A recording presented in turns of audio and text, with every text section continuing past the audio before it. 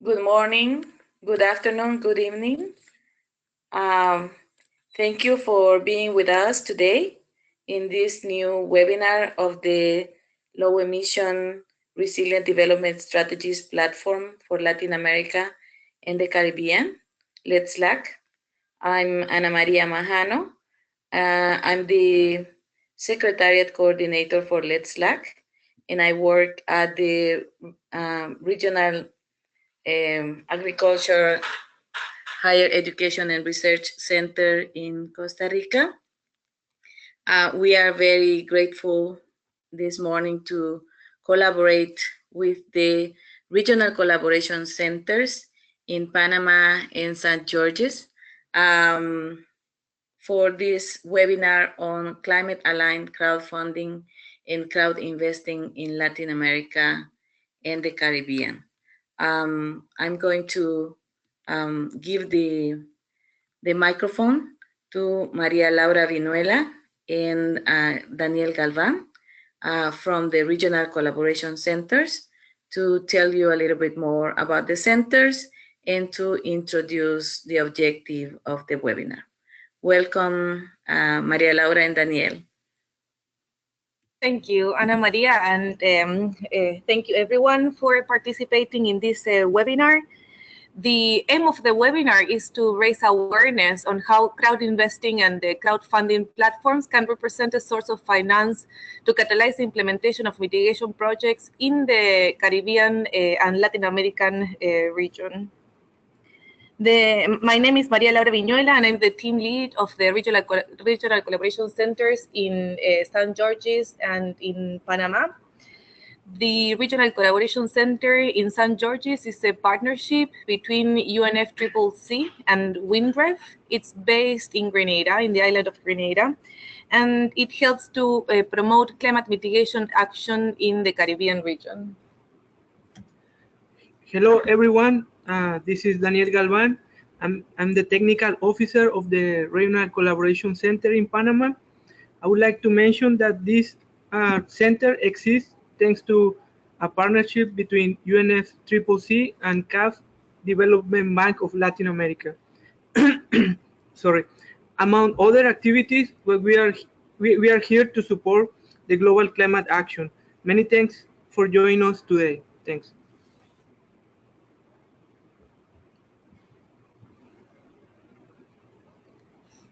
Ana Maria, you can go ahead and present the speakers. Yes, thank you very much. Thank you, Maria Laura and Daniel, for introducing the centers, and thank you again for trusting us in co-organizing this webinar. Before I introduce the presenters, I would like to tell everyone that we are going to have the presentations one after the other, and then we will have a space for questions and answers at the end. That I'm going to read the questions together with Maria Laura to the presenters. So please, if you have any question for one or several of the presenters, write them in the space that is provided for that in your control panel, and we will read the questions to facilitate the discussion after the presentations. The questions, you can write them in Spanish if you want, and we will try to translate them to English. Also, we would like to let you know that both the recording of this webinar and the presentations are going to be available on Let's LAC's webpage, and we will give you the link to download the presentations and access the video afterwards. So I would like to thank this great panel that we have with us today to discuss how crowd investment in crowdfunding can help achieve the objectives, the climate objectives of our countries. So our first presenter is Grant Kirkman. He's the team lead for the United Nations Framework Convention on Climate Change Secretariat. Then he will share with us his thoughts on whether crowd-based finance and lending can contribute to the long-term objective of the Paris Agreement. Then we will have a presentation by Johanna Lesk, who is project manager for Bettervest on financing mitigation projects in South America and Africa. And we will have then Alexandra Souser, who is climate change technical advisor at the United Nations Development Programs, UNDP, on innovative climate finance partnerships. And finally, we will have the presentation by Marcus Svaninger, CFO from Ecoligo, who will share with us the experience on raising project finance the alternative way. So thank you very much to all our panelists. I think I'm sure we will have a great discussion today. And then I give the microphone to Grant for the first presentation. Welcome, Grant. Go ahead with your presentation, please.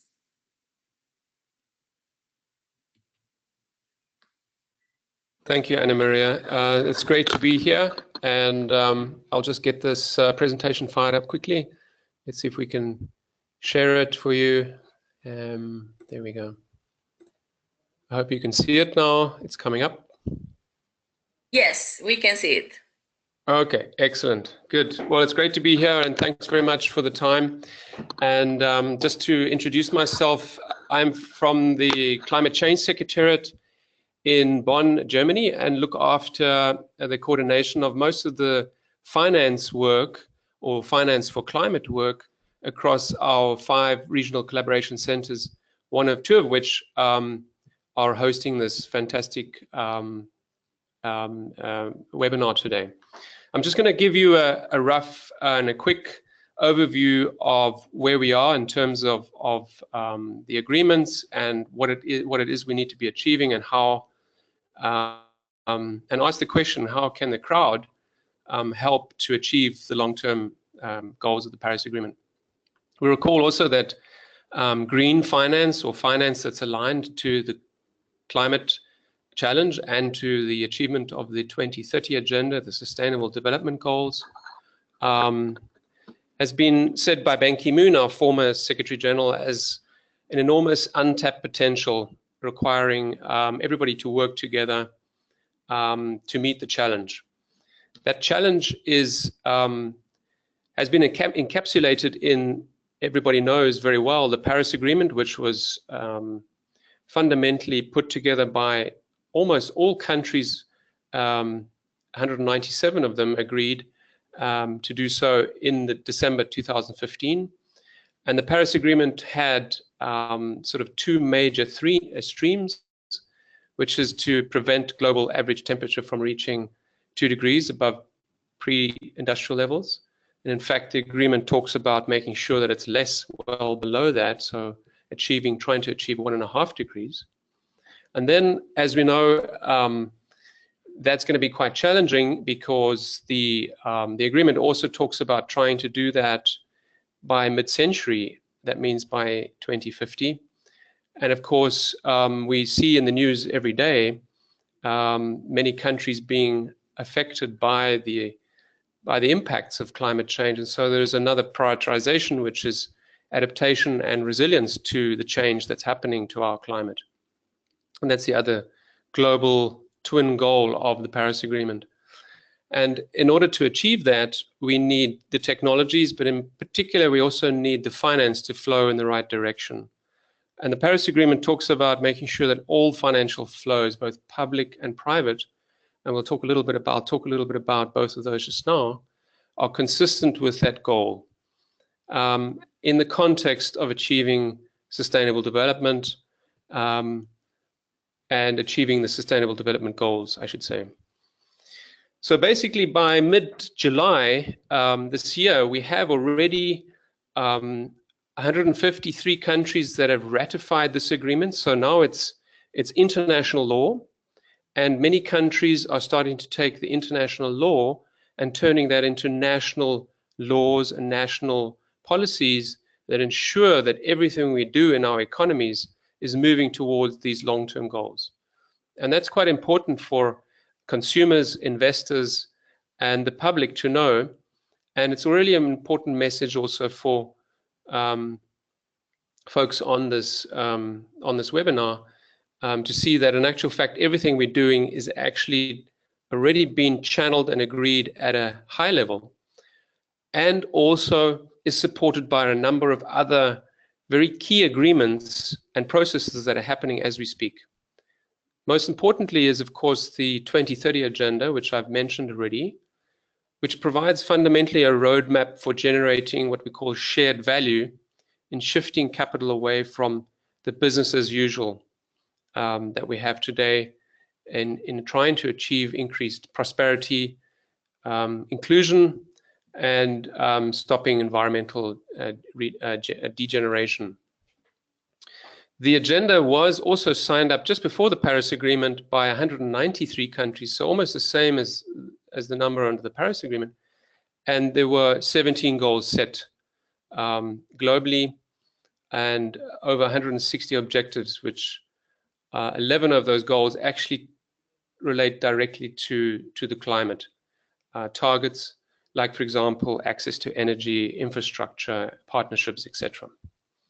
What was also important coming out of that same year, 2015, was the establishment of what is known then as the Addis Ababa Action Agenda. This was also a General Assembly resolution which established a strong foundation by all countries to support the implementation of the 2030 Agenda, and it provided a framework for financing and how to align financing flows with the achievement of the SDGs.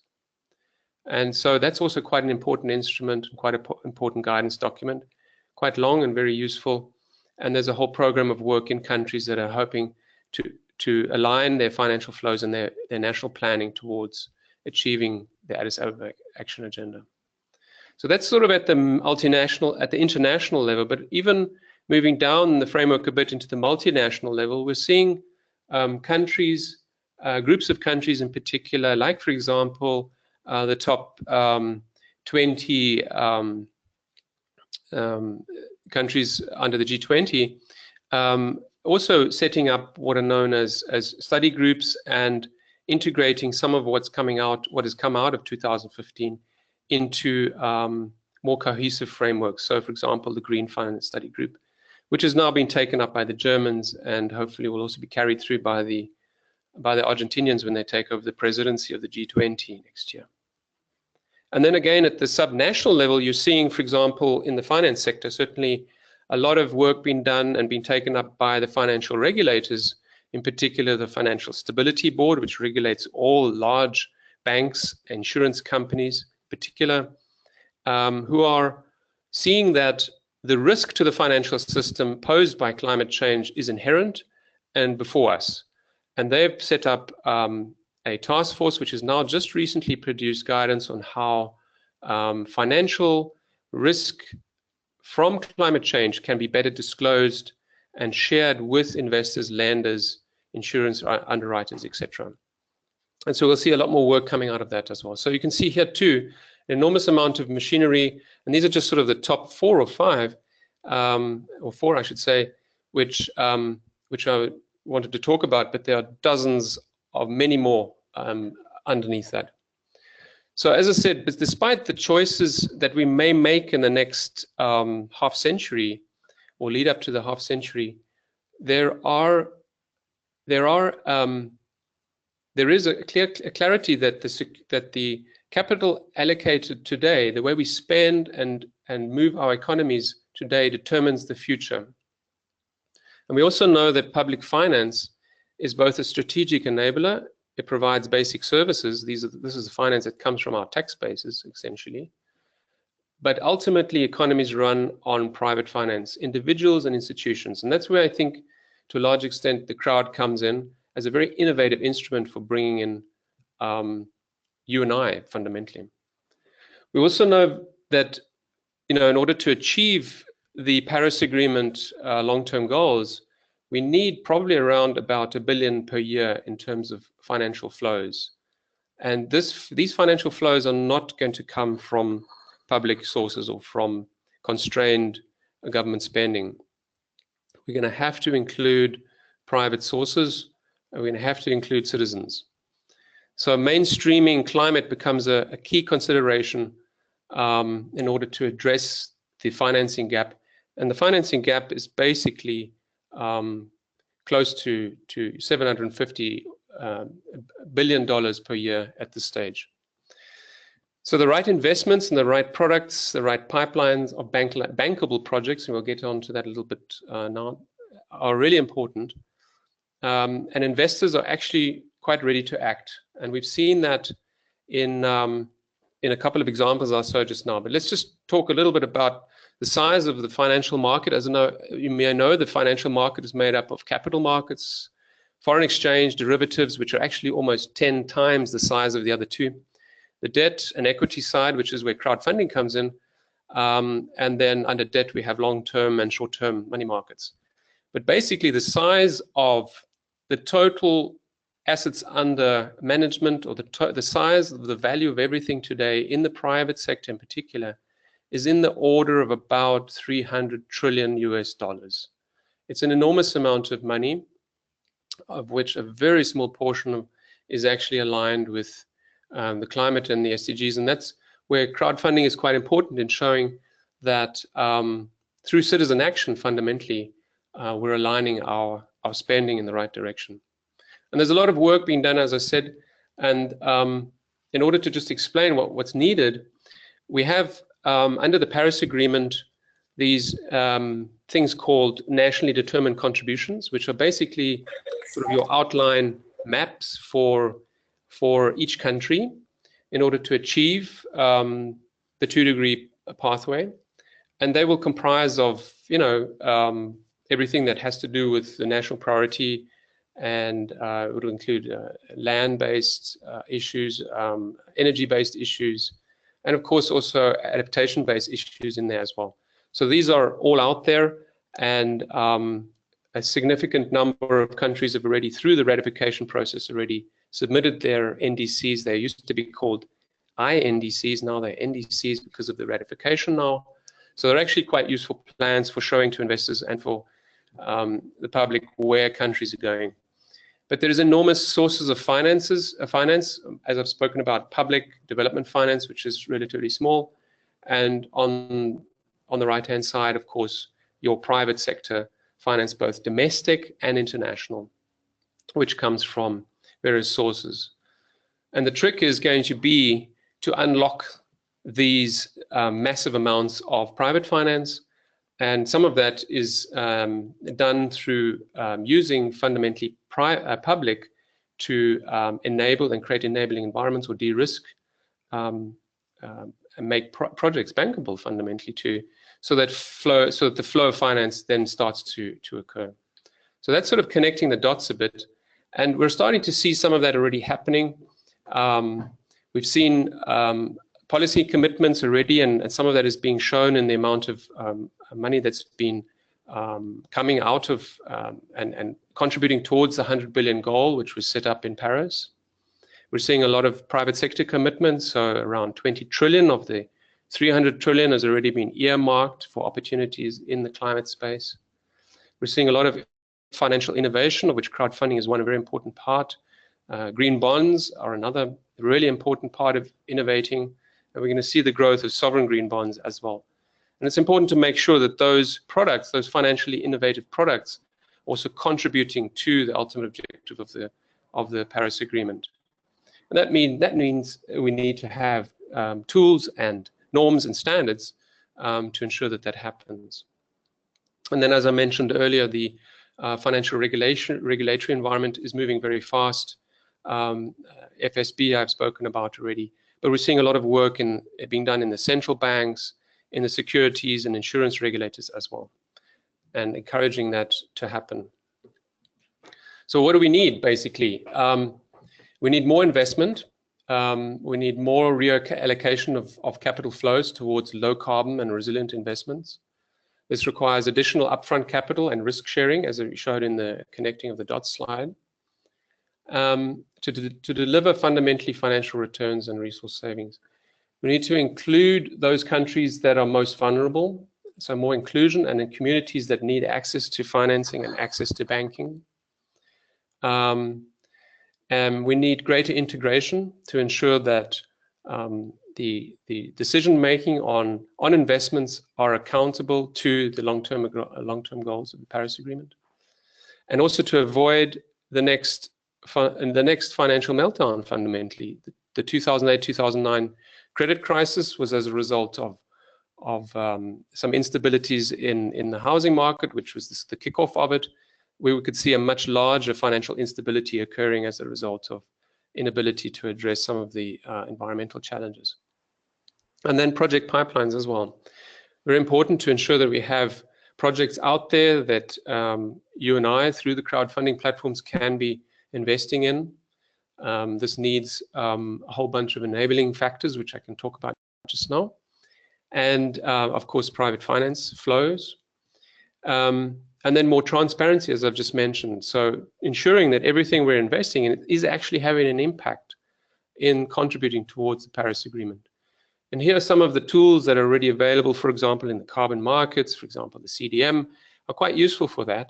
But we'll see more and more tools come on board as the regulators start to organize themselves, as the development finance institutions harmonize their metrics and norms, and as more standards come out through, for example, the ISO bodies and others. And then, of course, policies and plans. So it's really important to have the NDCs there as long-term plans. And these are being implemented at both a national and a city level, where we see financial centers already aligning themselves across the globe to send strong signals about where investment needs to be placed. We're seeing the Green Financial Initiative of London, we're seeing Paris, we're seeing Singapore, we're seeing major financial centers already aligning themselves around the green investment narrative. And then innovation, of course. Innovation being what we're talking about today, which I'm very pleased to see that there's a lot of really excellent panelists from some good companies that are really providing some of this top innovation. So can the crowd help? Well, yes, basically it can. You and I, people, ourselves, savers, consumers, citizens, we are already being called to duty in the sense through the Paris Agreement, and we need to be incentivized, and others need to be incentivized to contribute to a low carbon transition. We've moved beyond the phase prior to the Paris Agreement where there was this call to duty. Now the increasing move is to say, well, how do we make sure that it's implemented, and how do we incentivize as many people as possible to make the choices, the investment choices that will address the global problems, in particular the climate change problem, which is really pressing at the moment. So the financing cycle, I'm not going to talk too much about this, but basically the financing cycle allows us to then introduce crowdfunding in all parts of it, fundamentally at the beginning parts to a large extent.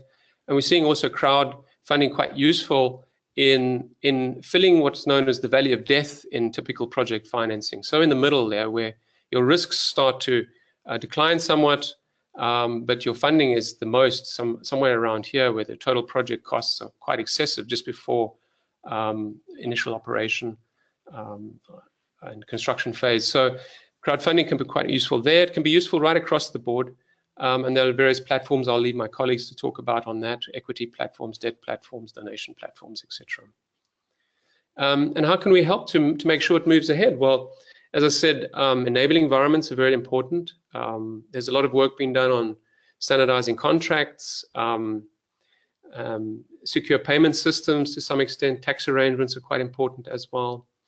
Part of that is credit enhancement is really important. So we've seen, for example, the Swedish government just recently provide loan portfolio guarantees for crowdfunder to basically carry the cost if projects fail and unable to produce some of the deliverables in equity and debt crowdfunding. Foreign exchange hedges and forwards are quite important as well, particularly for when you're attracting international investors into the local market.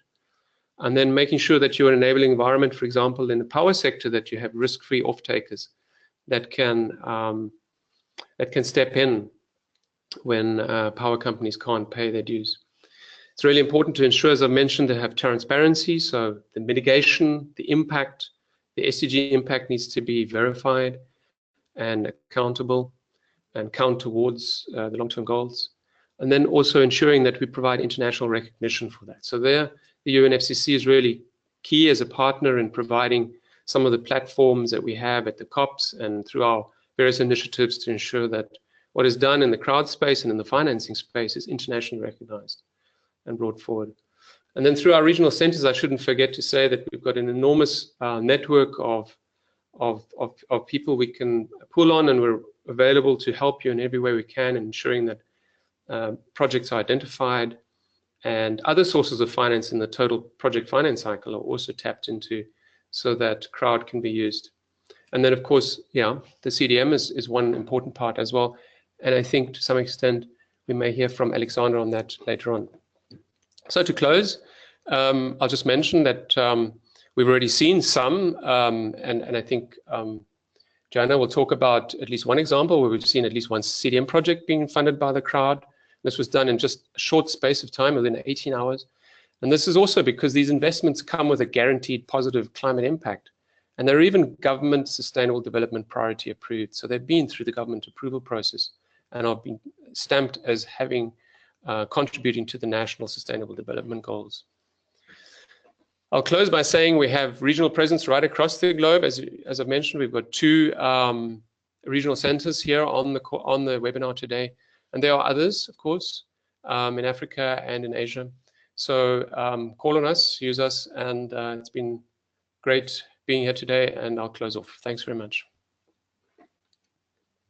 Thank you very much, Grant. If I'm going to ask our audience, if you have questions about Grant's presentation, please write them down in the space provided for questions in your control panel, and we are going to read them afterward. I already have some questions, but we are going to wait until the end of the presentations. So thank you very much for that great introduction. And then we go to Johanna Lesk, who, as I mentioned before, is project manager for Bettervest.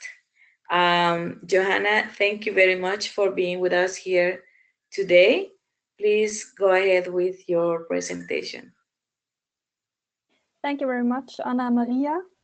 Well, to introduce myself, my name is Johanna, and I am working for the crowdfunding platform Bettervest, which is in Frankfurt in Germany.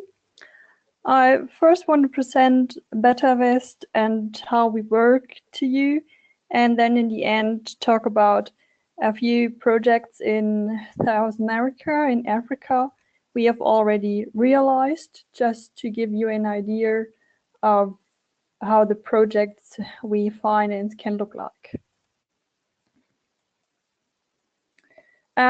So when talking about the energy transition, it is mostly associated with renewable energies. But what we always forget is that energy efficiency, which means saving energy that we use unnecessarily, also contributes to the energy transition. And another important aspect that was already mentioned from Grant is the public participation, because actually everyone can contribute to the energy transition, and it's not only about companies or policy. As you can see here, energy efficiency means gigantic energy savings. Here you can see different kinds of technology, which you can find normally in every household or company or association. And as you can see, for example, lighting already has a huge energy saving potential of up to 70%. And this is only by exchanging conventional light sources to LEDs. So, but energy efficiency actually has various huge problems, because to save energy, in most cases, one first has to invest in the energy saving measures. So when talking, for example, about a company, the available funds and cash flows normally are mostly directed elsewhere, but in changing lighting or heating. And this is because especially the payback periods are often very long, and companies often don't want to tie up their capital for such a long time.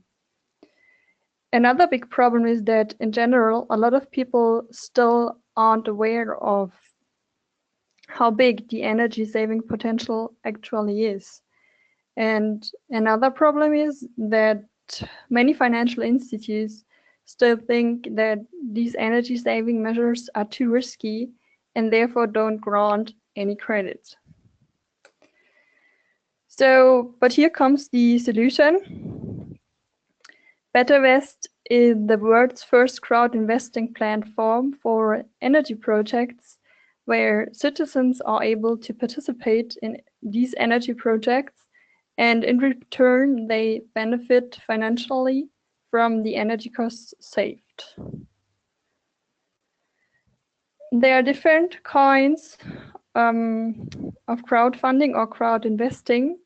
So, for example, there's a donation-based crowdfunding where the investors make donations towards a specific project. Another way would be the equity-based crowdfunding. There, the investor acquires shares in the project and benefits from its future revenues. Bettervest normally works on a lending-based crowdfunding, which means that the investors offer the project initiator a loan, either with or without interest. In the case of Bettervest, it is normally always with the interest rate. And while depending on the loan, this type can overlap with equity-based crowdfunding. And occasionally, this type of crowdfunding can also be combined with reward-based crowdfunding, where the investors are not reimbursed for their investment, but they receive token of appreciation, for example, in the form of a certificate or detailed description of the project's development. So in this page, you can see what Bettervest exactly does. So on the left side, you can see the crowd that invests a sum of money from 50 to 10,000 euros in a specific energy project, which is here on the right side. Each individual project is verified by a certified energy consultant who calculates and forecasts the financial savings and also the carbon dioxide savings. By implementing these energy saving measures, the project owners immediately start reducing their energy consumption, their carbon emissions, and their costs. In turn, the investors receive a part of their investment and a fixed interest rate annually throughout the contract period, which is normally between 1 to 10 years. Bettervest itself also gets a certain percentage of the total funding amount. The collected capital from the investors stays on an escrow account from where it is distributed when the funding was completed. And at the moment, Bettervest finances projects from 50,000 to 2.5 million euros. The interest rates are normally, or the interest rates the investors get are normally between 5 to 10%, which depends on the technology and also on the country where the project is implemented. Our biggest project so far had a financing volume of 600,000 euros. And this was about the construction of a local heating network in a school in Berlin. So here you can see that on the left side, that the funding sum consists of the costs for the implementation of the energy efficiency measures, the Bettervest and the escrow account fee, which normally is 10.75%. And if the client or if the project owner wants, also the cost for the energy consultant can be included in the funding sum. On the right side, you can see that the payback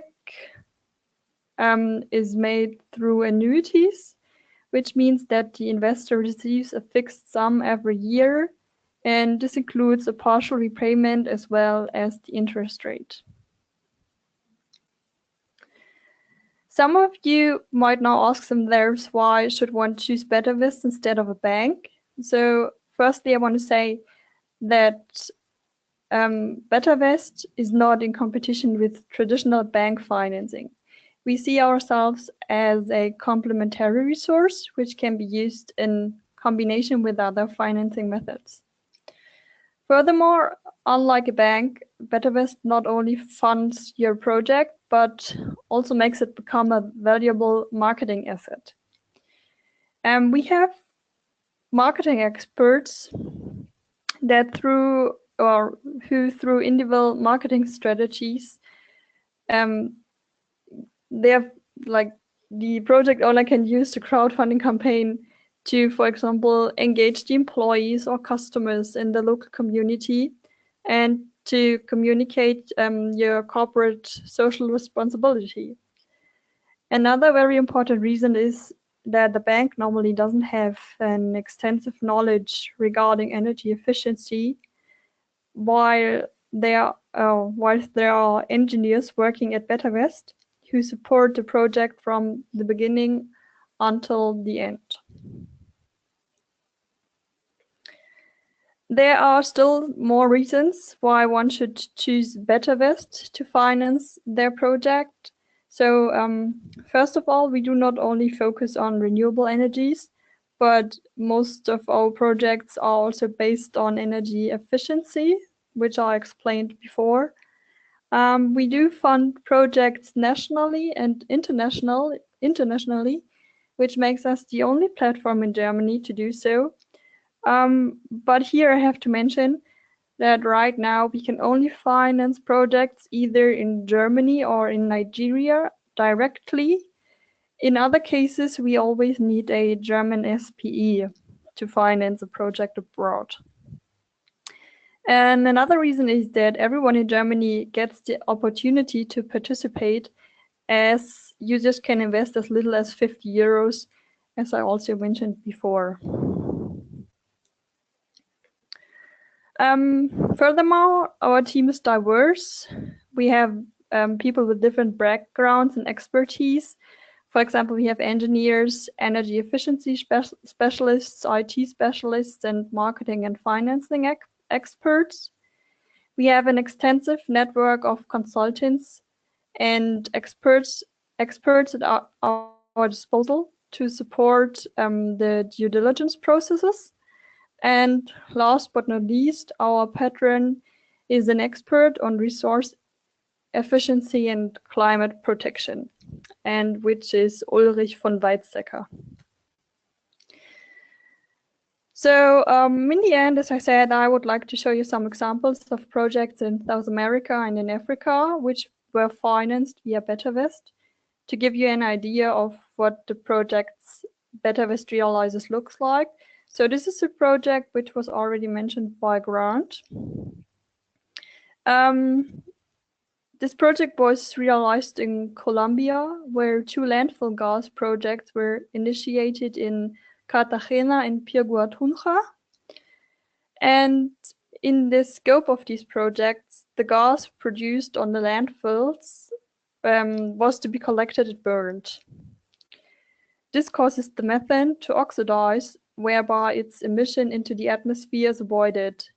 If it would be left untreated, it would enter the atmosphere, causing around 25 times as much climate damage as carbon dioxide. In order to revive these landfill plants, which were forced to shut down, an additional 110,000 euros was needed, which was collected by the crowd via Bettervest. Special about this project is that it was built under the auspice of the Clean Development Mechanism launched by the UNFCCC. In another project which is about to be realized soon, in the Senegal in Africa, 8 solar boutiques are object to be built.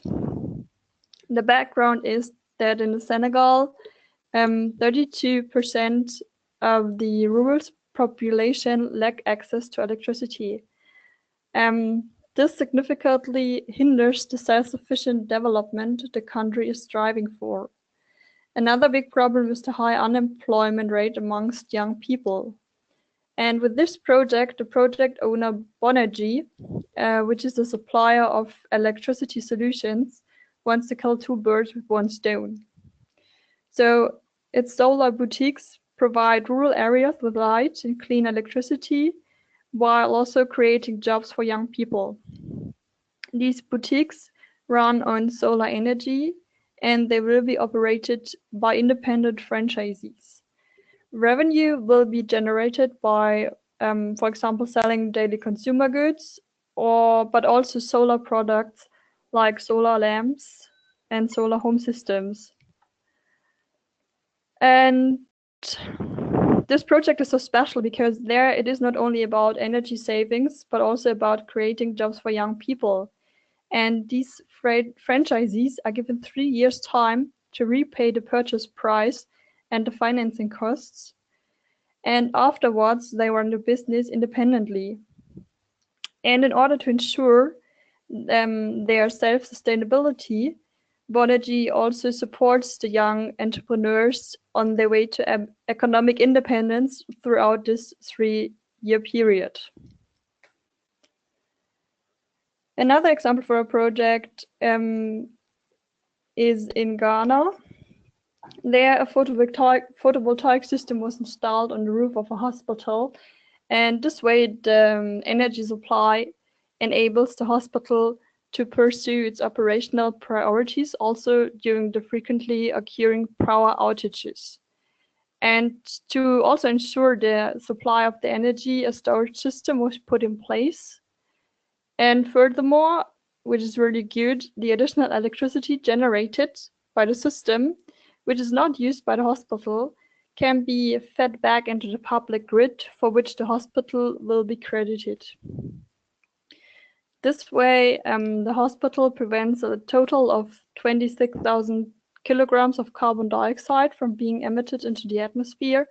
And furthermore, due to energy price increases, the hospital saves more and more money every year. This project is one of a series of African projects we have funded on our platform, and it is the 3rd project in cooperation with Umava Limited. And the next project with Umava is already in our pipeline. So thanks for listening. I hope you got an idea of what Bettervest does and how we work and the projects we finance. And yeah, please do not hesitate to ask questions later. Thank you very much for listening. Thank you very much for your presentation, and congratulations on the work you are doing, Johanna. Now we go to Marcus Svaninger, CFO of Ecoligo. Marcus? Yes, I'm here. Yes, I'm here. Can you hear me properly? Yes. So,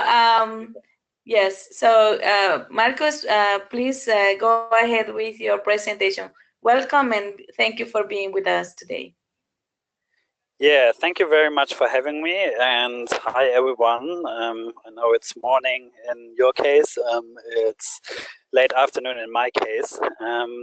So I'm very pleased to give you this presentation and give you an insights on how we raise capital for solar projects in emerging markets. As introduced, I'm the co-founder and CFO of a company called Ecoligo, which is basically a newcomer in the crowd investing scene. However, we have loads of experience in doing solar projects in emerging markets through previous companies.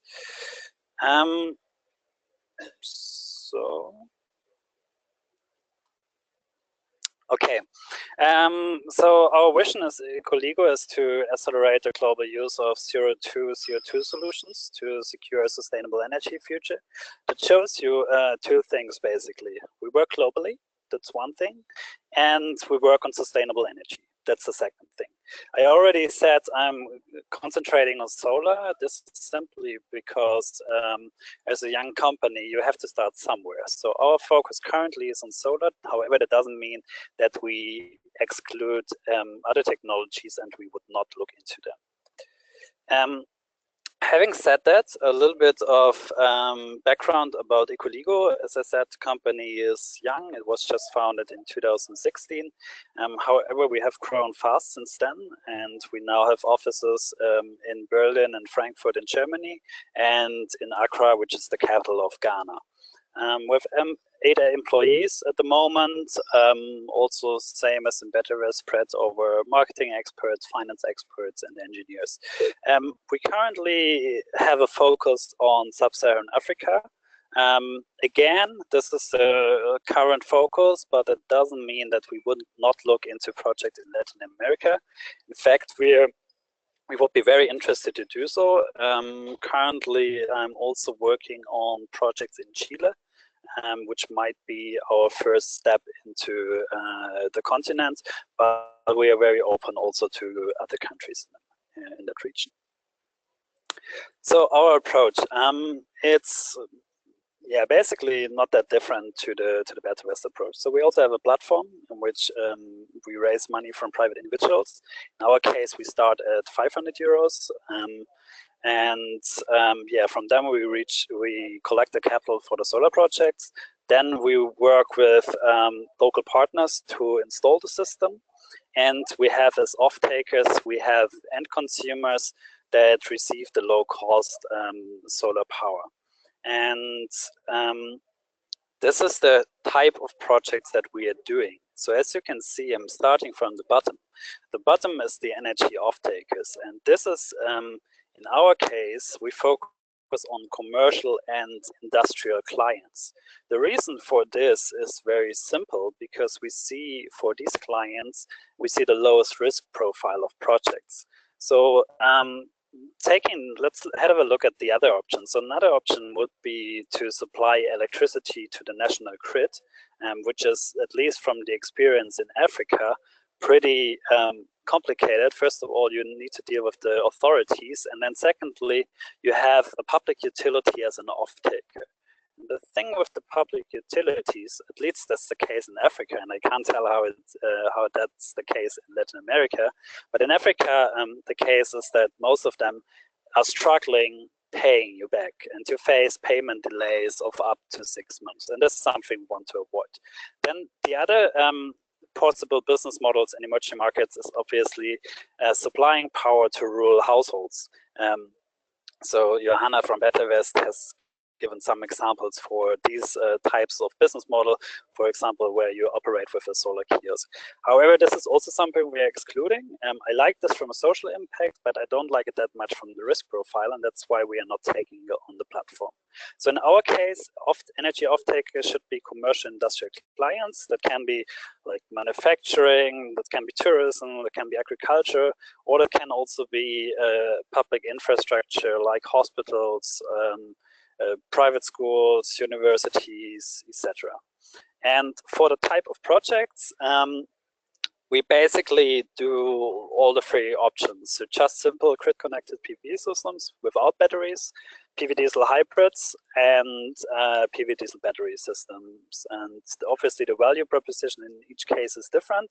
So it really depends what the client needs, whether it's about energy security for the client or whether it's just about cost savings. same, actually exactly the same sweet spot as for Bettervest. So we also start with 50,000 and go up to 2.5 million. That's based on the regulation we have in Germany, but that's also where we see the biggest finance gap. And this is because you typically have development finance that is interested in the big ticket sizes, starting from 2.5 million, or actually in most cases rather higher ticket sizes of around 5 or 10 million. And for the very small scale, we rather see microfinance as a solution. But in between, that's our sweet spot.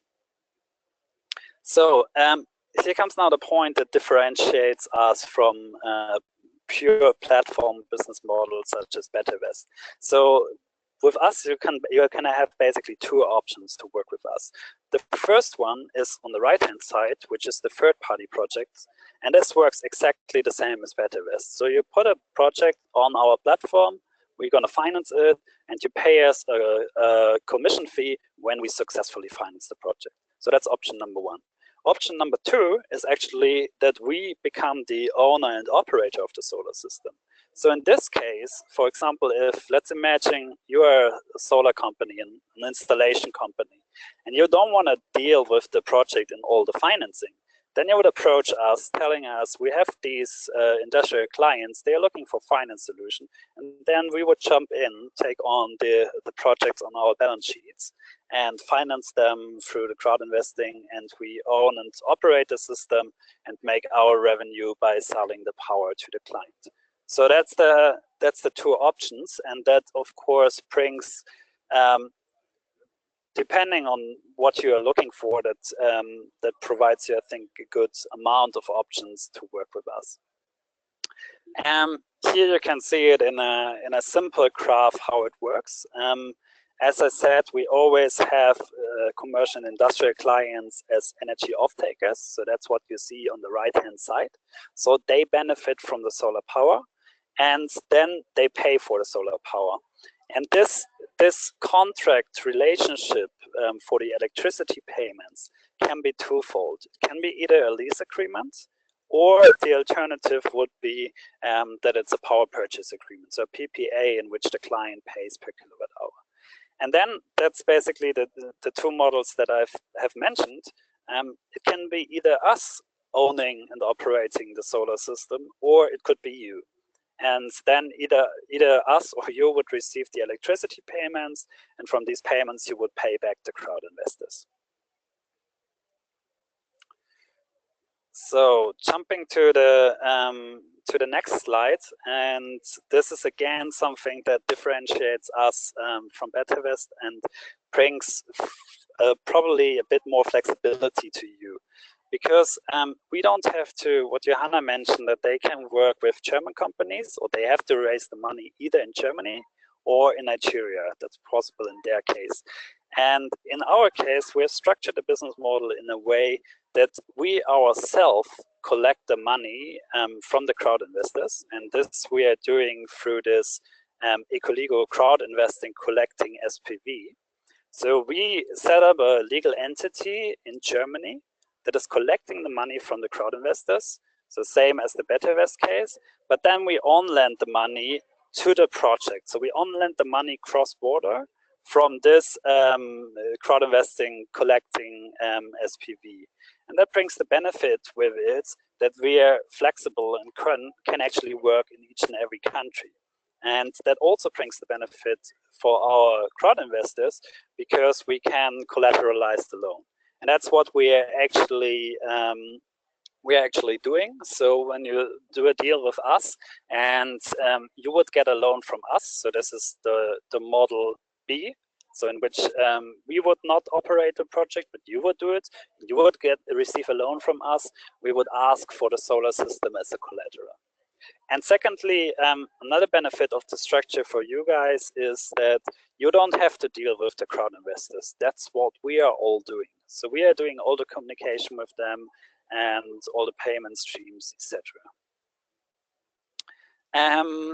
here, one comparison, I don't want to go that much into detail here. I think what is outstanding for us as a market newcomer is that we have very high average investments per crowd investor on the platform. So we don't need that many people to finance the project. And so far, we have been very fast in executing the project, way faster than our competition. Which is, however, this is average figures, and we have seen from Bettervest that they even finance projects in Latin America in just 19 hours, which we haven't done so far. So that's definitely a point where Bettervest wins. So to give you, I wanted to make this as concrete as possible for you to understand what kind of projects we are looking for and what we see as success factors for a campaign. And I want to highlight here that this is not a must-have, but this is rather a success factor where we can say if you have like aspects of this, then the chances to raise the money in crowd investing is like super high. And one of the things here is the short loan tenure. So the shorter the crowd is invested in the project, the better. And I'm having these success factors here based on a project that we have done recently in Kenya, where we raised 107,000 euros for a flower farm, and which we financed in just 6 days. And so that one of the success factors here was the short loan tenure.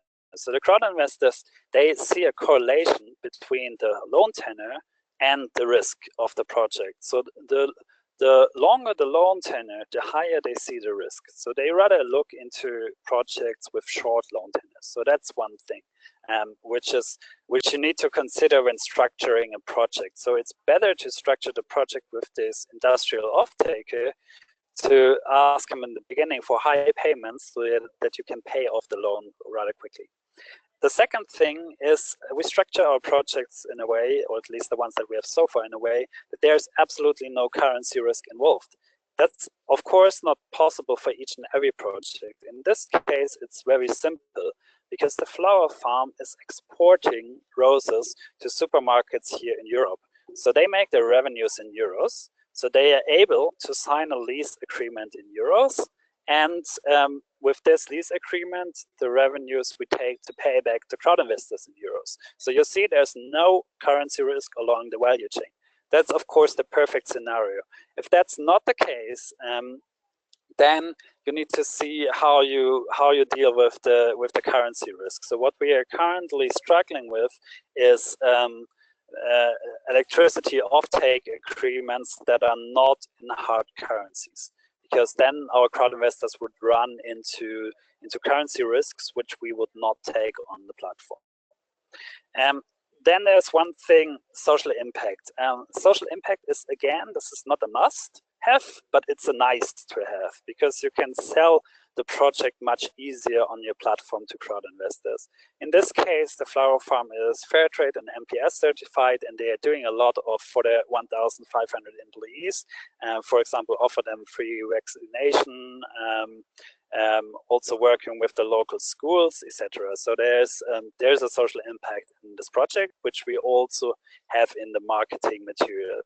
And then one thing is also high quality video. This is really, and I think Johanna from Bettervest would totally agree on this. In the end, we as the platform operators, we have to make these projects tangible to our investors. So the better video material you have, and the more it's showing the people, the beneficiaries, and the people executing the project or constructing the project, the better. And here I have in brackets that if it's in German language, that's a plus.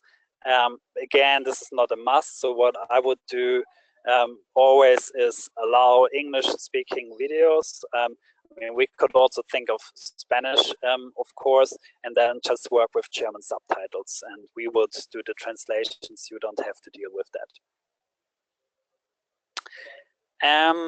When we talk risk mitigation, clearly for us, it's, as I said, it's not we are not focusing on the projects with the highest social impact, but we want to focus on the project with the best risk profile, that have a minimal risk. And because we think that this is in the end very important when it comes to our crowd investors.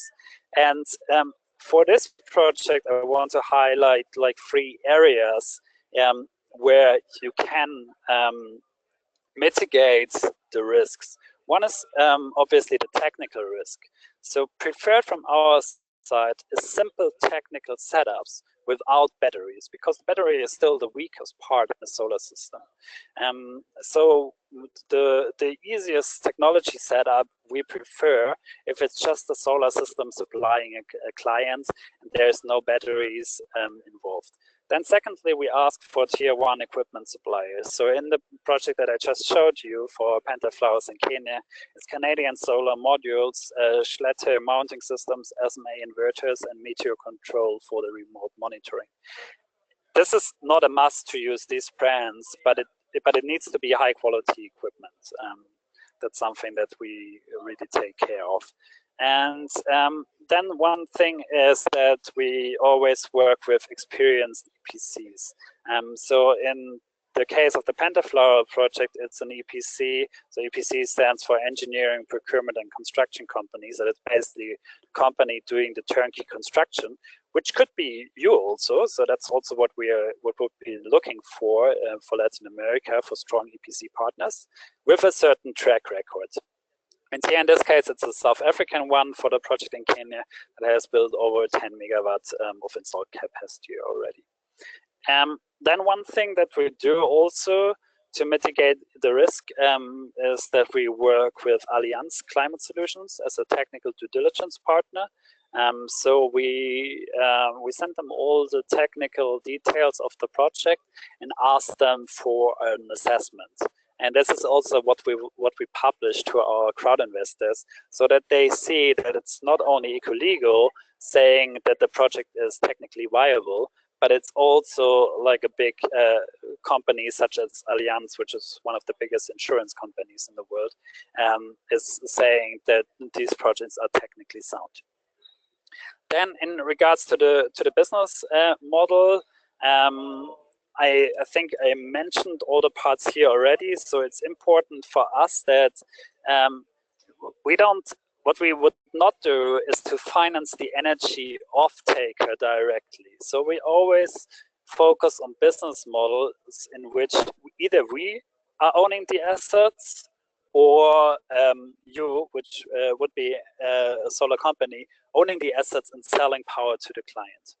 Because that's, again, a security step from us, that the system is not in the ownership of the off-taker. Okay, I hear a short bell, so I'm finishing this up.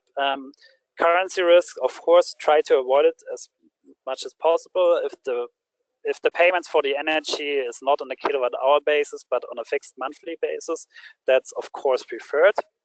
And then in regards to the energy off-takers, we also look here for stable companies that have been active in their business area for several years. So if the flower farm in this case, if they would have just opened their business, we would not be able to assess whether they will survive for the next 5 years. However, since they are in the market since 2004 already, and they have strong financials and stable revenues, we are much more confident saying that this flower farm will still exist in 5 years' time when the loan to the crowd investors needs to be paid back. Okay, and that's where I'm at the end. I'm also looking forward to receiving your questions. Thank you. Thank you very much, Marcos, for the good presentation, and again, congratulations, and thank you for sharing this with us and the audience. We are almost 90 people connected from different parts of the world. So we are very glad that we are able to learn from your experience. And we have already several questions that we are going to read after Alexandra's presentation. So now we go to our last presentation, Alexandra Souser, who is Climate Change Technical Advisor for the United Nations Development Program, UNDP. Alexandra, welcome. Thank you very much. And please go ahead with your presentation. Thank you, Anna Maria, for the introduction. I hope you can hear me well. Yes, perfect. Yeah. Yes. And thank you for the opportunity to present our new partnership with a crowd investing company. Just in the beginning, I would like to give a short background. As mentioned already by Grant, the Addis Ababa Action Agenda for International Financing for Development, but also many others, have fully recognized the critical role of private capital in financing the SDGs, including SDG 13 on climate action. And crowdfunding and crowd investing are important new financial technologies or fintech that can attract and leverage private financial flows at scale. And we also understand that private sector, including individual and institutional investors, still face significant barriers to engage with projects with high social and environmental returns, especially in unfamiliar territories. And unlocking this private capital at scale requires, as already mentioned by Grant, a robust pipeline of bankable projects, offering financial return on investment as well as social and environmental impact. And projects therefore need to be able to demonstrate a clear financial and non-financial value proposition for investors. And secondly, a lack of access to reliable data on social and environmental returns on investment has made it difficult for investors to fully value the contribution of their investment. For example, a recent study by PricewaterhouseCoopers showed that only 13% of all corporate investors have access to such reliable data. And this makes it difficult to identify investment opportunities with high levels of impact. And thirdly, the high risk to capital is, of course, also a major barrier to private investment in developing countries because of the high levels of perceived or actual risks for the expected financial returns. And mechanisms that protect a proportion of the principal of each investor are important to reduce these risks to capital and increase attractiveness of investing in such markets. And we aim now to address all these barriers through our new partnership. So UNDP has set up a new partnership with Trine, an innovative Swedish fintech company specialized in solar energy. And through this partnership, we are planning to close the gap between private capital in developed countries and solar energy companies active in emerging markets. And Trine identifies and focuses on projects with strong social, economic, and environmental impact, and leverages several revenue streams to provide this concession access to solar project developers. So they have an interesting business model. And Trine has also very ambitious plans to grow and become the leading energy access crowdfunding platform by channeling more than 400 million of crowd investment from more than 400,000 investors into over 200 solar projects by 2021. And such ambitious growth plans are possible due to the low investor risks, to crowd investor protections through a guarantee mechanism, the high quality solar partners on the ground, and effective investment leverage from government and corporate financial partners. So the new UNDP Trine partnership, you can see here an overview of the model, will serve as an incubation program and will involve individual crowd investors, angel investors, corporate partners, and government partners, and will focus on, in a first phase, on East Africa, but then expand to other geographies, including Latin America. So the activities in the new partnership are clustered around 3 pillars. Firstly, building a robust pipeline of projects. Here, Trine will build on its growing pipeline of projects and work closely with its fully established partnerships. And Trine has already a comprehensive commercial and financial due diligence process in place, and also a sophisticated risk assessment tool. But additionally, UNDP will support Trine now to incorporate UNDP's social and environmental standards within its due diligence process. And this is to ensure that the principles of do not harm are fully incorporated in the way how Trine selects their projects for funding. And the social and environmental standards will complement their financial due diligence. So secondly, UNDP will conduct an independent assessment and monitoring of social and environmental impacts of each project through UNDP's Climate Action Impact Pool. And the primary objective here is to provide investors with an online information about sustainable development impacts of their investment, and to allow them to make informed decisions about which campaigns to support. The tool will also allow project developers to monitor the progress of the project and to take corrective actions where necessary. And the expectation is that independent assessment will result in an increase in both acquisition of new investors, but also in the amount invested by existing investors. And last but not least, the risk to private capital will be reduced through a guarantee mechanism that will protect up to 75% of each investor's principal. So this guarantee fund will be hosted by Trine, and the overall aim is to capitalize the fund at least at 5% of the total loan portfolio. By de-risking their capital, the fund is expected to result in even more innovative projects, attracting funders who otherwise would have potentially invested in safer projects. And the fund will also enable foundations and bilateral donors to leverage significant private investments for these innovative projects. So what do we expect in the next 2 years? Through the partnership with Trine, we hope that we can reach 1 million people across East Africa, and that these people will gain access to clean energy by 2019.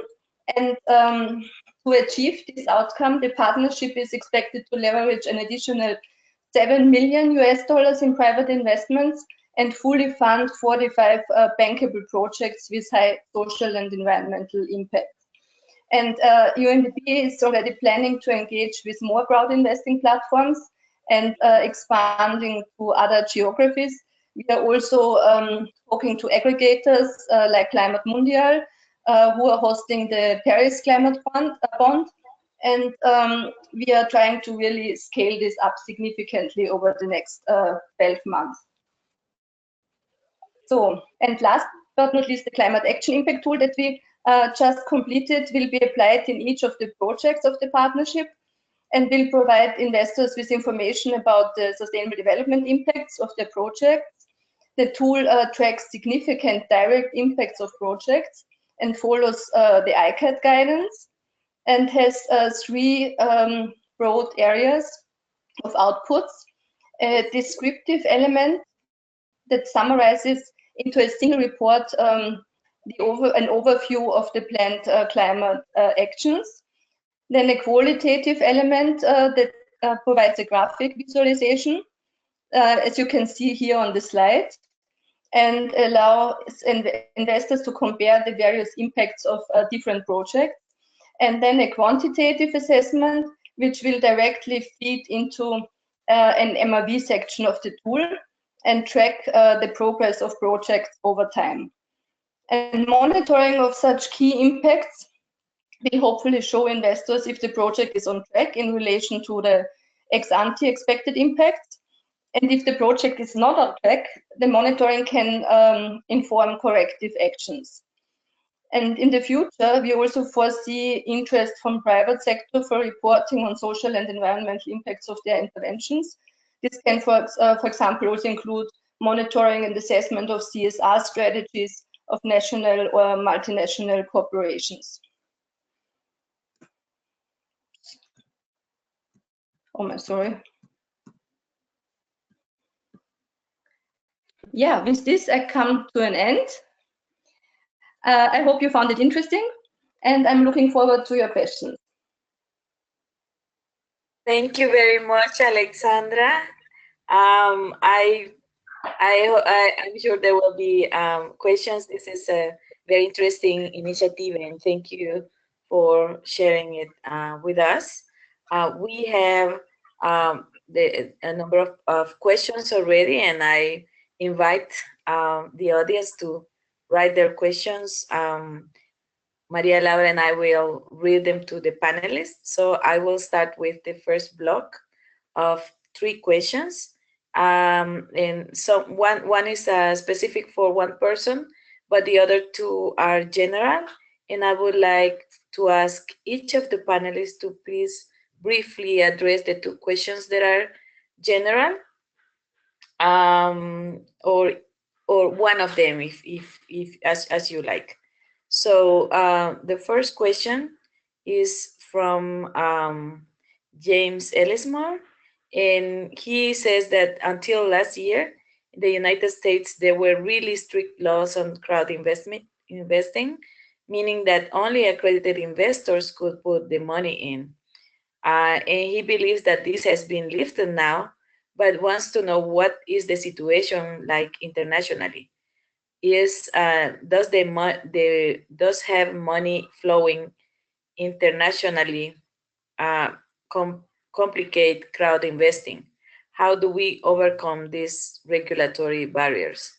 And we have a question from Alicia Ruiz, specifically for Johanna, that you mentioned that to invest in other country different than Germany and Nigeria, it needs to be through a German ESP or SPE. Which ones do you work with in Latin America, especially in Peru? And we have a question that I hope I will translate fine. This is from Jose Agustin Blanco, and he says that working at a multilateral that loans money to the countries and invests a lot of time and resources in doing due diligence to their eventual associates.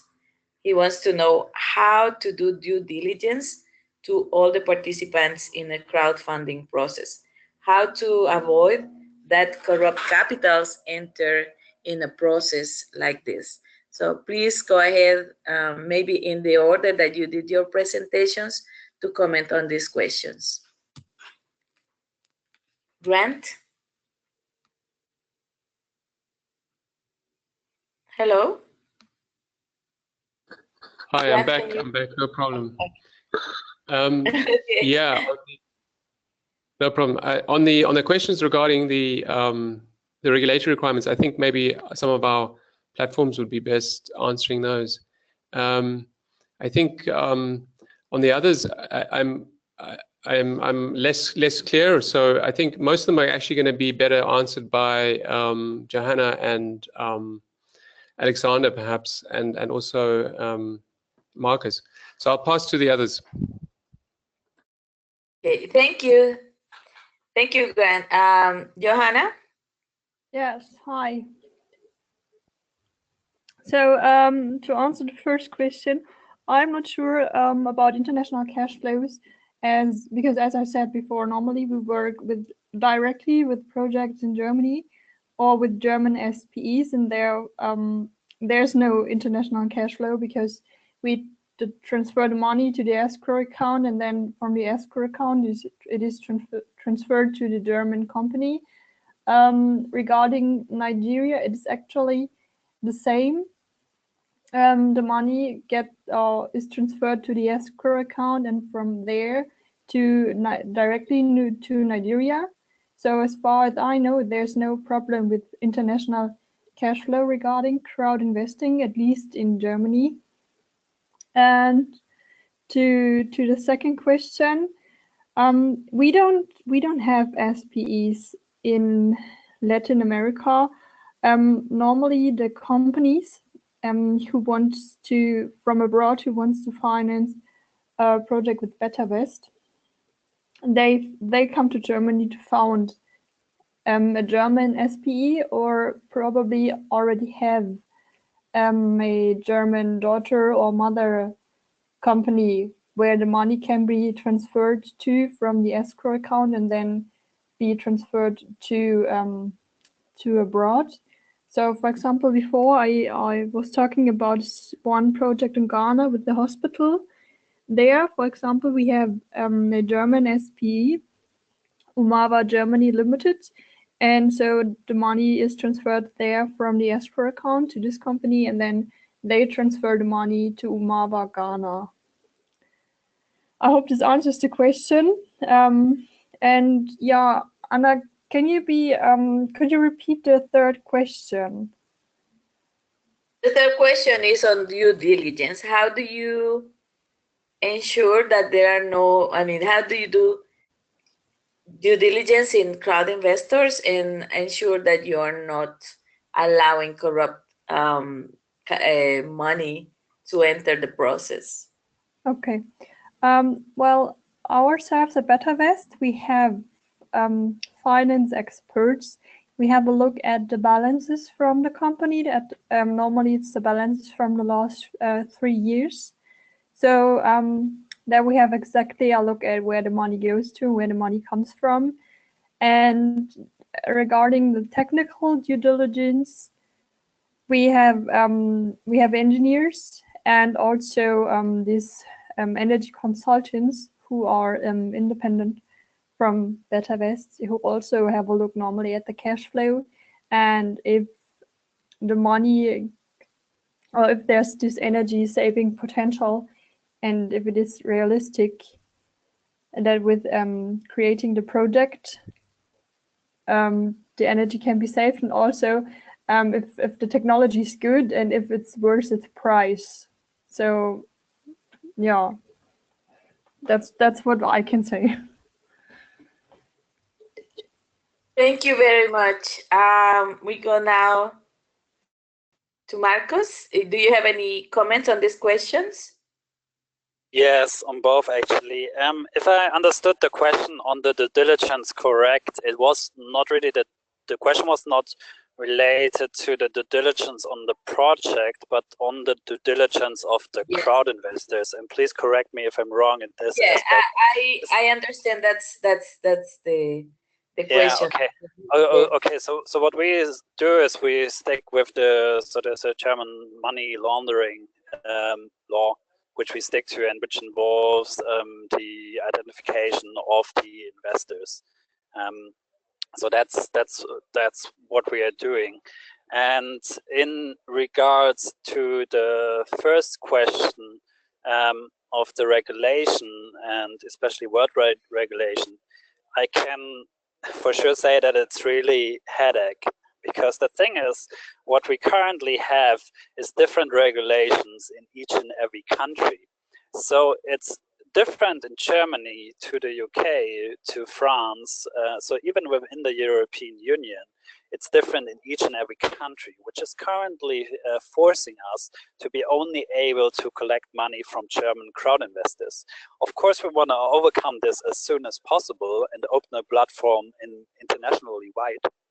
But I can tell you that this is really a headache. And it's now within the European Union, they are currently working on the Capital Market Union, which is coming next year. I think it will be passed or it will become effective in around a year from now. And this allows us to at least harmonize it on the European level and allow crowd investors from Europe to invest on.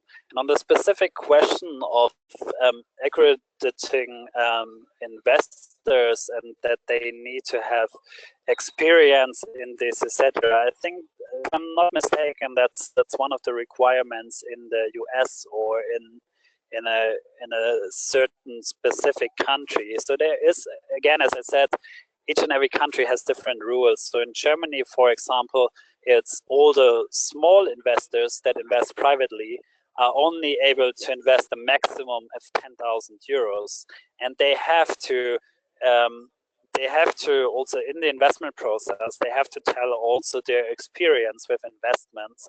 And if they don't have the necessary experience to do an investment, then they have to tick a lot of boxes, risk warnings, basically telling them, like, you don't have done this very often.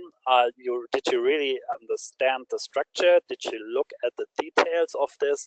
Are you really sure that you want to do this? So this is the way how it's done in Germany. So you are allowed to do this. However, you get a lot of risk warnings, and other countries might simply not allow it at all. And of course, for us as the platforms, it's a problem, because it's in every country it's differently, and it's harder for us to scale the platform on the crowd investor side. Thank you very much, Marcos. And now we go to Alexandra, if you have anything to comment on these questions. Anna Maria, I'm terribly sorry, I was disconnected. I just connected back, so I don't know what the question was. Okay. So I think in the next round there are questions addressed directly to you. So do you maybe then we can go to that, and Maria Laura can start reading the questions that are addressed to you. Yes. Okay, Is that sure. okay? I Okay. have very good, interesting questions here. I have 3. I'm going to read 3. So the first one, and I think all of them are to be answered by Marcus, Joanna, and Alexandra, because they are for the platforms. So the first one, which I think Marcus have already discussed it a little bit, is from Jose Agustin Blanco, and he's asking how how the involvement of corrupted capitals is prevented in this process. I guess that he's asking about investors. I mean, how to prevent investors bringing in corrupted capital in this process. Then the second question from Hilario Valenzuela Robles Linares, this is a very long name, is how much is a good return of investment rate and other parameters for a crowdfunding project. So what are the type of return on investment that the platforms are looking for in a project? And there is also a second question from him on, I think that this is for Marcus, how much of the cost does the technical advice from Allianz takes?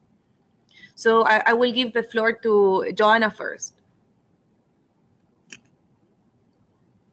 Okay, I'm sorry, but I don't have an answer to the first question, unfortunately.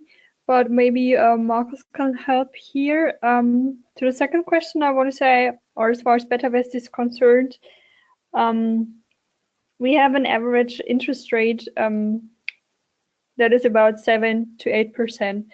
But as I already mentioned in my presentation, the interest rate for the investors depends a lot on the technology which is used. For example, photovoltaic system, which we know what to do and how it works.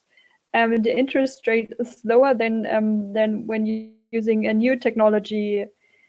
And also it depends on the country where the system is implemented. For example, when the system is implemented in Germany, the interest rates are normally not that high, as where the risk is higher, for example, in an African country. But what I can say is that the crowd likes a lot short periods of funding, not of funding, but of payback. And yeah, interest rates between 7 to 8%, which is the average interest rate regarding Bettervest. Yeah. Thank you, Joanna. Marcus, would you like to? Yes, I'm starting from the back. The cost for Allianz is a cost that we pay. So that's not what the company raising the money has to pay. So we take on this, and we also manage the process with Allianz. So we just ask, so we have a checklist of the technical documents that we need from the potential loan recipient. And this is, for example, the PVSys report, the data sheets of the components, references from other previous projects, etc. And this we will transfer to Allianz, and we pay for that, and we manage the whole process for Allianz. So that's that thing. Regarding returns in the project, the crowd investors receive similar amounts, like in the case of Bettervest. In our case, it's usually a bit less. For example, in project in Kenya, it's 5.5%. The reason is, however, also that we are focusing on a bit different project. So the bankability of this flower farm is better than the bankability of a local school, for example, or of a rural community. And that's why the interest rates that we are paying to the crowd investors are typically a bit lower than in the case of Bettervest. And then, of course, if you look at it from a whole project perspective, because of course there's not only the interest that you have to pay to the crowd, but also you doing the project, or we doing the project, we want to also have our margin involved. So I would say that the project IRR should be at least 10% to make a project viable. So to have enough returns to pay the crowds, and to also leave a margin so that the project also makes sense for you. Yeah, and I think regarding money laundering, I already answered in the round before. Thank you, Marcus. Alexandra, do you want to add to it?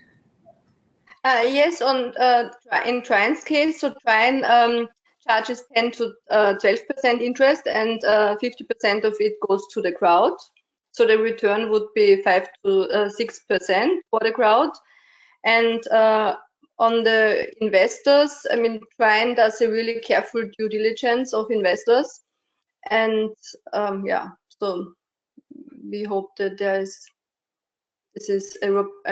we also support Trine on that. So I think this should be fine. Alexandra, I have a question here for you. It says, could this Trine UNDP partnership work in Chile, as Chile is now a mid-high income country according to OECD standards? This is from Carolina Eng. Not yet. I mean, the current focus is unfortunately only on East Africa, but we are working with Trine to really expand it to Latin America, because there is huge demand. We are just we received several requests, for example, from Suriname and Guyana. So yes, I mean, we are planning to expand, but at the moment it's not possible. Okay, thank you. I give the word to Ana Maria to make the other block of questions. Thank you very much. There is a question from Joao Sprovieri, and he's asking about technologies that would be preferably contemplated for financing for solid waste and wastewater treatment, as they are very important problems in emerging countries. And he wants to know if there is some technologies that are, he says, in evidence for waste disposal, treatment, and energy generation. I know you have spoken mainly about energy and energy efficiency and efficiency and renewables, but are there some technologies that are appealing for this type of financing in this other areas of wastewater and waste solid waste disposal? From Dr. Christoph Rinikiewicz, and I'm sorry if I'm not pronouncing your name right. He thanks Alexandra for the presentation, and is asking if there are any public documents assessing lessons learned from the partnership with Fortis in the MDG carbon facility. And finally, for this block, Duquesne Fernand from Haiti, he asked if there is any other way to work with Bettervest without having to open a German company to raise capital for projects outside Germany. So please go ahead with this round of answers. With the wastewater, I'm actually not sure, because Bettervest hasn't had yet a project where it was about wastewater treatment. But at this point, I want to say that, well, Bettervest normally, yes, finances projects regarding renewable energies or energy efficiency, but this is not the only thing. So when the project is good and it has ecological and also social impact, it is always possible to talk if we can finance, if you still can finance it. But technology, therefore, I don't know. I'm not sure what could be used. And then to the last questions about the about founding SPEs in Germany. Well, as I said before, we can also finance projects directly in Nigeria. This is because we proved the Nigerian crowdfunding laws and made it possible that we now can finance the projects directly in this country and don't need this intermediary. We did this. I mean, this was huge and large and very cost-intensive process to check on these crowdfunding laws in this country. We did this because we saw that the market in this country is very big. So this actually is an opportunity to finance also in other countries without having a German SPE. But as I said, it's a long process and a very cost-intensive process. And Bettervest will only do this if we see that there's like a huge market for those kind of products in this country. Yes. Thank you.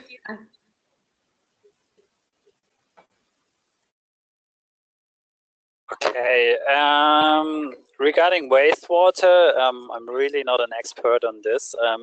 I might know some people that could help, so you can send me an email and I try to connect you. Speaking of financing for such a project, we won't do as a platform, so I can say this very clearly. The reason for that is not that I don't find it important, so it's a very important topic, but you have to, I mean, we are getting a lot of requests and we're getting a lot of requests on solar, which is our core competence.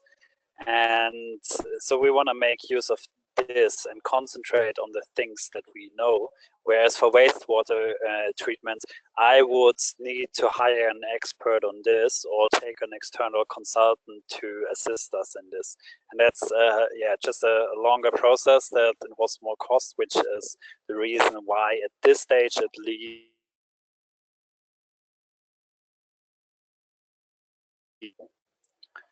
and I mean, adding to the question of getting finance into the countries, I think, I mean, in our case, and I hope that was clear from the presentation, is that we, in our case, we are setting up this SP, how Johanna calls it SPE, or how I call it SPV, in Germany, from which we are on lending the money. So that is something that we do, and that makes us flexible in terms of the countries that we can operate. However, there are still some challenges that we see in some countries in terms of regulations of bringing in foreign capital, or especially getting foreign capital out, and also about the taxes. For example, Chile is one example where they charge a withholding tax of, I think, if I'm not mistaken, 35% on foreign interest, on the interest of foreign capital. So that increases the cost that you pay to the crowd for 35%, and that's really big. So so that's definitely one challenge. And so we would also, while our structure and setup is in principle possible to finance projects in each and every country worldwide, we still have to look into the regulation and tax situation on ground, and then see whether we can make it happen at a price or at an interest rate that is making sense for you or for the project.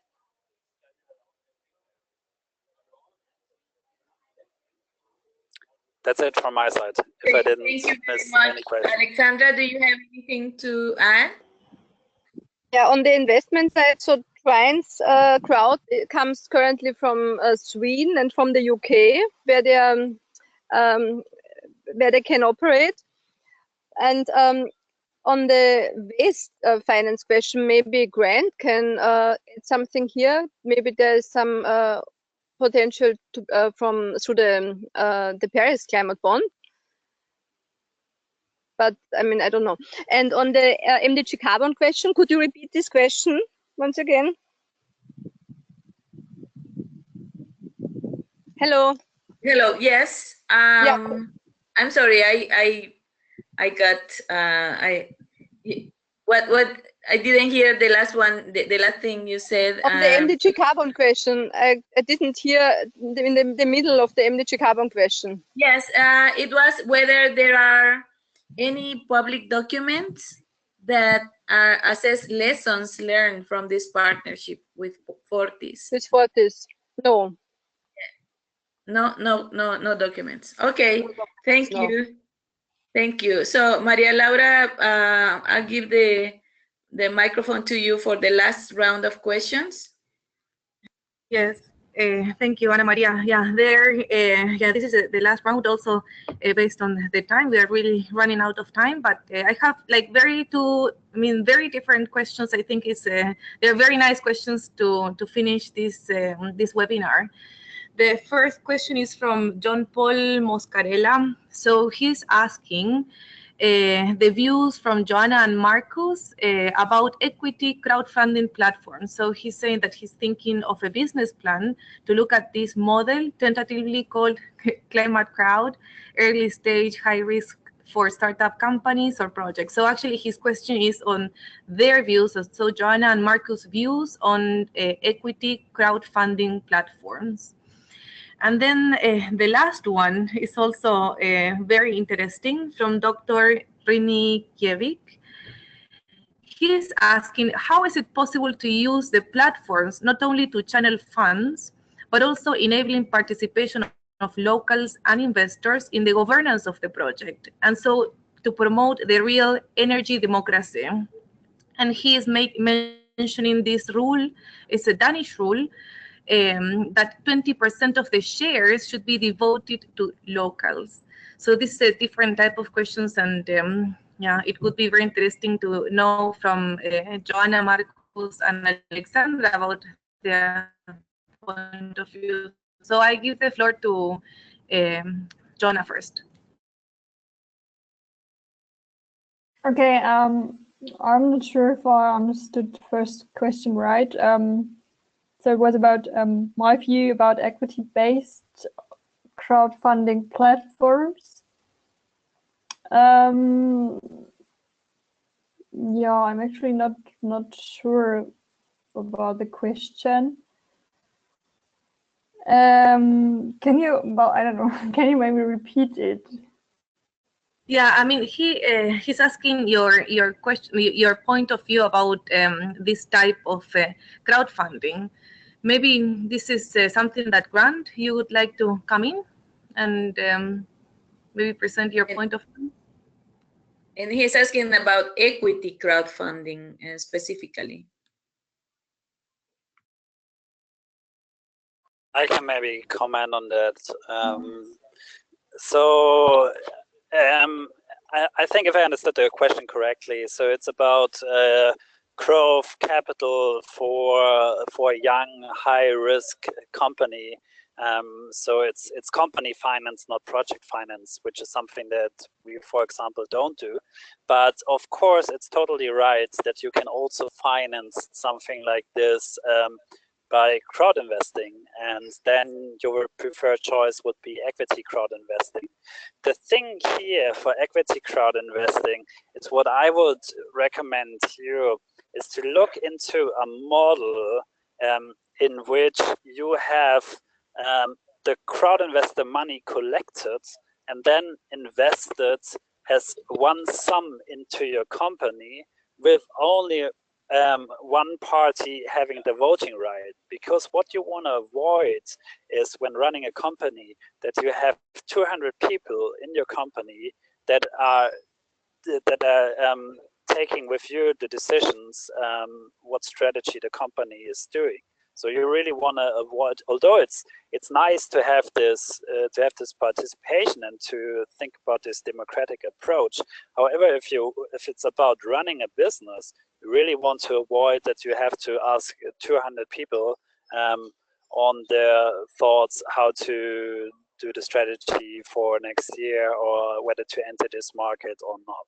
So that's something I would recommend you. And there's some platforms that are doing this. So what they do is, again, it comes to the point of an SPV.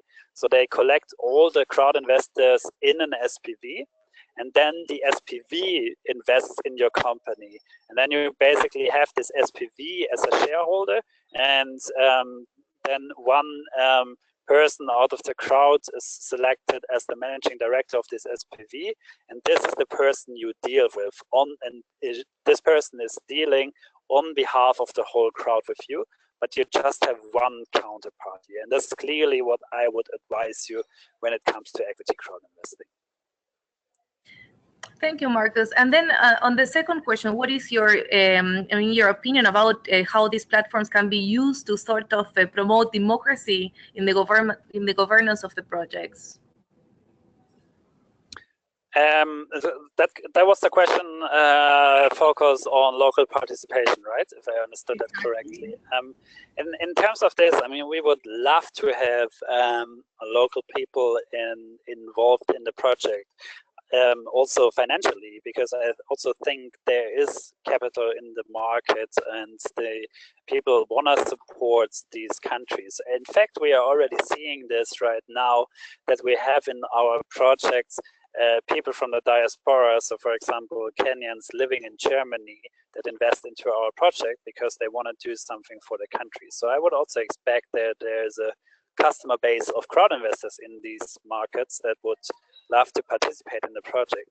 But then again, it comes back to regulation, which is not allowing us to take on these investors on the platform, which is, of course, from my perspective, very sad, because that would be my ultimate goal, to have them involved in the project as well.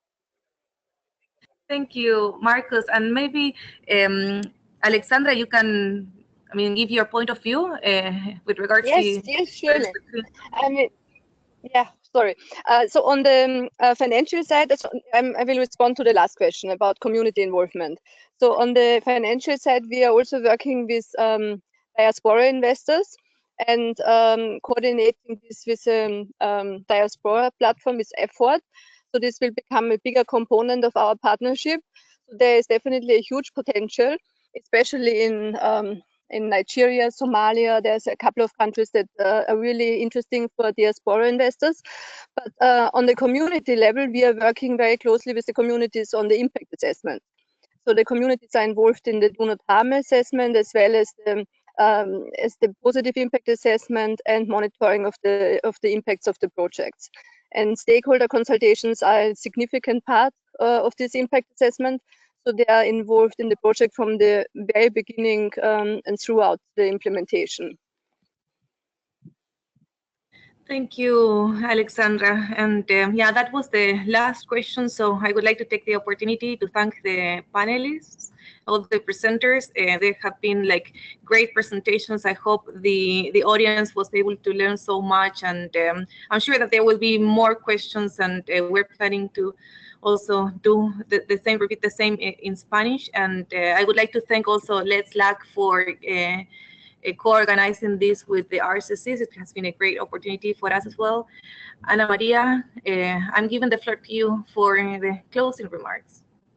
Thank you. Thank you very much. I would like to thank you, Maria Laura, and Daniel, and the team of the Regional Collaboration Centers for the efforts to work with us in organizing this webinar. Thank you to Grant, Johanna, Marcos, and Alexandra for sharing with us your time, your knowledge, your experience, and to be able to promote these ideas of alternative financing for climate investments. So thank you so much for your contribution.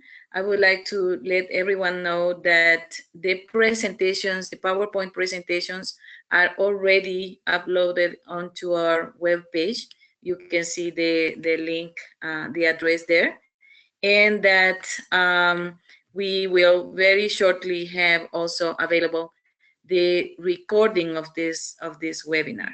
I would like to take advantage of this opportunity to invite you to join us in person in our 6th regional workshop in October in Mexico City, and also to please join us in our next webinar, which is going to take place on July 26th, and it's going to be on governance for low emission resilient development.